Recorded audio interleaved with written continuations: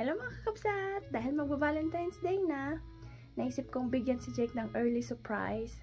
Kasi nga, every year na lang siya na lang yung nagbibigay ng surprise sa atin. And this year, gusto ko maging something special. Bigyan natin siya ng treat na yung alam kong may enjoy niya at favorite niya. Kaya, tignan natin kung gusto niya.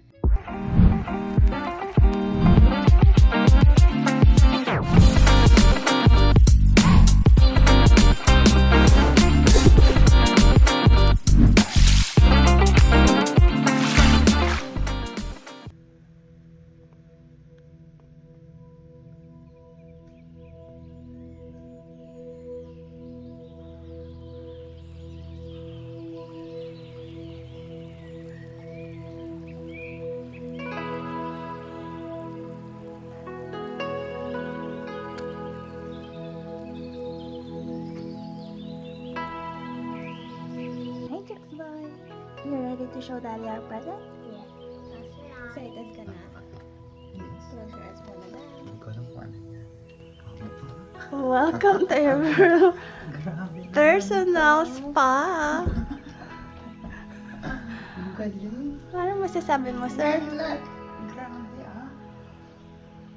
Wow, naging spa tulad ng kwarto natin ah. Okay, ready ka na sa spa mo? Yes. Anong gusto mo na? Ayos ha. Foot? Face? Massage? Wait mo na. Foot mo na. Okay. Okay, Ikaw, pero bago ka mo po dyan sa upuan mo, dapat maging comfy. Wear your robe.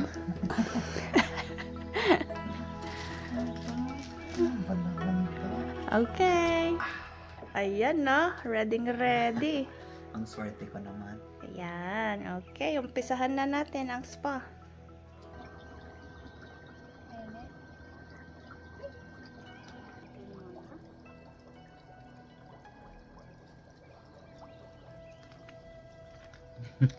Para akong prinsesa.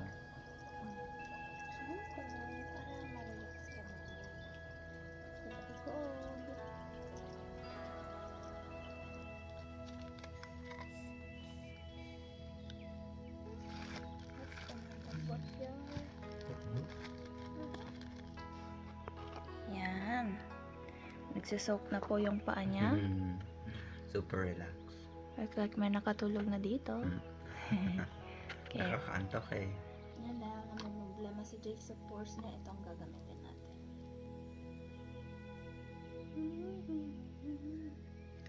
Yung ibang part gamitin mo. Ang sarap.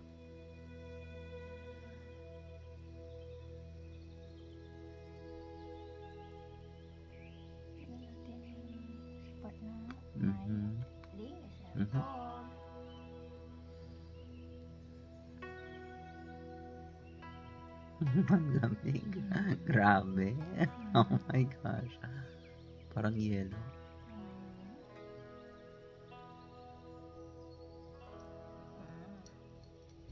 Oh.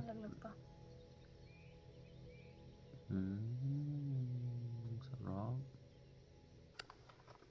Last part, moisturizer.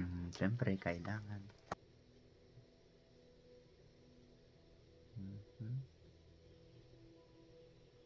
Huwag natin kalimutan ang rosemary mint para sa buhok.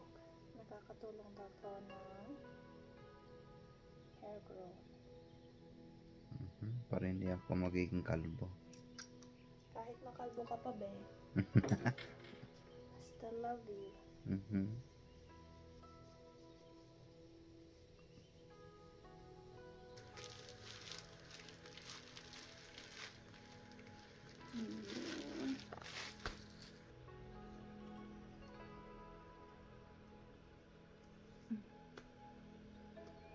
Ready?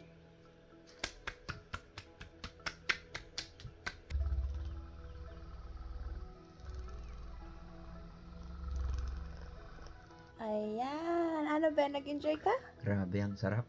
Salamat ha. Ayan. Relax na ako. Perfect. Ready ka na sa finale? Ready. Tara. Go. Nagkala ka ha? Kala mo ha. Pero nagkaan ka nga. Sige, kaya mo yan.